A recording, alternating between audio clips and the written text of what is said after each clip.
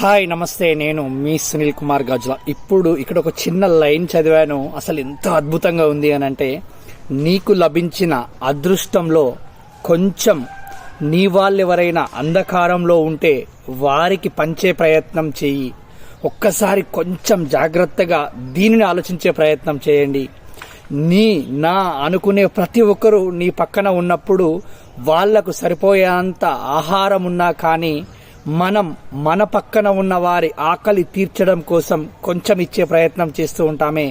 అలాగే ఈరోజు నువ్వు ఇంత ఆనందంగా హ్యాపీగా ఉన్నావు, అదృష్టం కలిగి ఉన్నావు అనంటే, మన అనుకునే వాళ్ళు నీ పక్కన ఎవరైనా ఇబ్బందుల్లో ఉన్నట్టు నీకు తెలిస్తే, అంధకారంలో ఉన్నట్టు నీకు అనిపిస్తే, వాళ్ళకి కొంచెం నీ వంతుగా ఆ అదృష్టాన్ని పంచే ప్రయత్నం చేస్తే వారి జీవితాల్లో నువ్వే దేవుడిగా గుర్తింపబడడానికి ఆస్కారం ఏర్పడుతుంది కదా.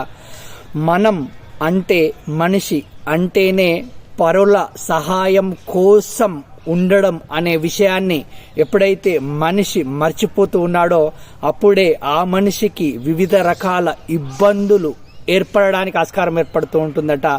నిజంగా ఒక్కసారి ఈ సృష్టిలో ఉన్న ప్రతి ఒక్క జీవిని మనం గమనించినట్టయితే, ప్రతి జీవి కూడా మరొక జీవికి సహాయ సహకారాలు అందించే విధంగా ఉంటూ ఉంటాయి.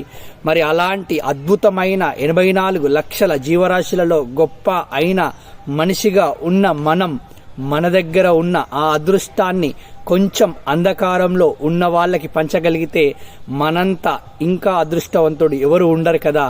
ఆలోచించు ఒక్కసారి.